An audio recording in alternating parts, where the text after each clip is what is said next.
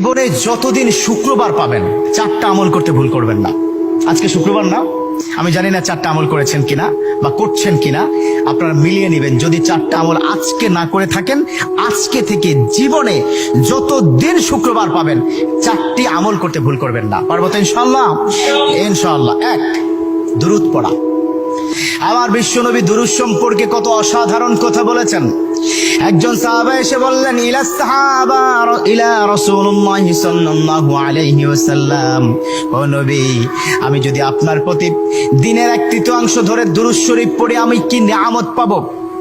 বিশ্বনবী বললেন, তুমি যদি দিনের 1/3 ধরে আমার প্রতি দুরূদ শরীফ পড়ো তোমার জন্য বিশাল উপকার হবে, আরো বাড়িয়ে পড়লে তোমার জন্য আরো ভালো হবে।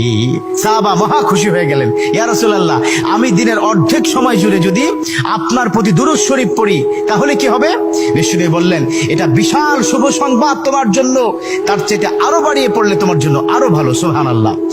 বিশ্বনবীর কথা আবেগতাড়িত হয়ে সাহাবা বললেন, ও নবী, আমি পুরো 24 ঘন্টার যখনই সময় পাবো তখনই যদি আপনার প্রতি দুরূদ শরীফ আমি পড়তে পারি গো নবী।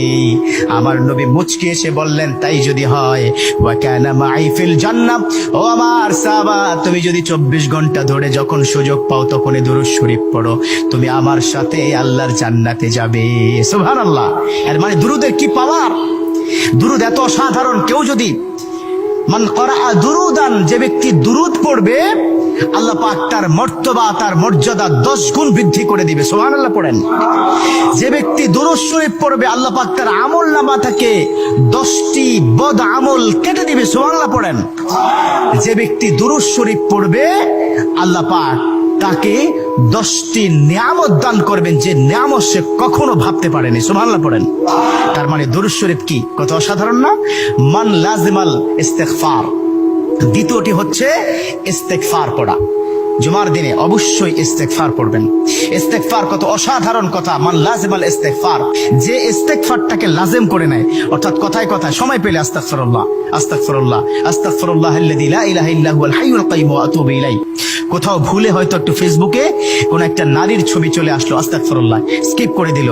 এরকম ইস্তেগফার যে ব্যক্তি লাজিম করে নিল, কথায় কথায় সুযোগ পেলে যে ইস্তেগফার পড়ে, আল্লাহ পাক তার পিছনের গুনাহগুলো ক্ষমা করে দেয়। সুবহানাল্লাহ। তৃতীয় নম্বর কাজ দেব, জুমার দিনে ভুল করবেন না, সেটা হলো ফজরের নামাজটা আদায় করতে ভুল করবেন না। এখন যদি আমি জিজ্ঞাসা করি, মাশাআল্লাহ, এখানে যতজন আছেন আজকে ফজরের নামাজ পড়ছেন কিনা, মনে হয় না আমি খুব বেশি পাবো যে ফজরের নামাজ পড়েছেন। আর 4 নম্বর যেটা হচ্ছে, জুমার দিনে যতদিন জুমার দিনে আপনি পাবেন সবার আগে মসজিদে প্রথম কাতারে আসবেন। বিশ্বনবীর হাদিস যে প্রথম কাতারে সর্বপ্রথম মসজিদে প্রবেশ করবে রব্বে কারীম তার আমল নামায় উটের গায়ে যে পরিমাণ পশম থাকবে সম পরিমাণ পশমের সওয়াব তার আমল নামায় আল্লাহ পাক দিয়ে দিবে। সুবহানাল্লাহ। তা 4টা আমল করবো তো ইনশাআল্লাহ। আল্লাহ পাক কবুল করে নিক। আমিন।